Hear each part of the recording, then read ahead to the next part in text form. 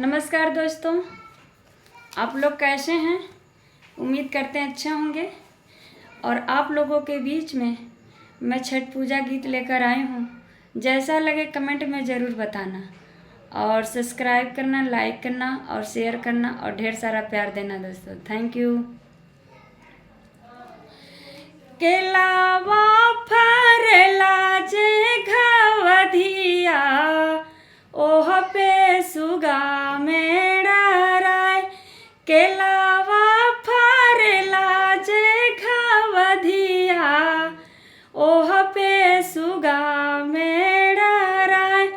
घर में से निकाले कवन राम, तिरिया दिहल चलाय। घर में से निकाले कवन राम, तिरिया दिहल चलाय।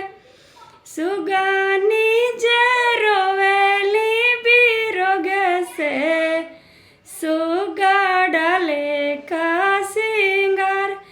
सुगानी जे रोवेली बिरोग से, सुगा डाले का सिंगार।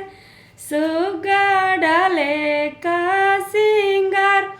छठी माँ का महिमा अपार, छठी माँ का महिमा अपार।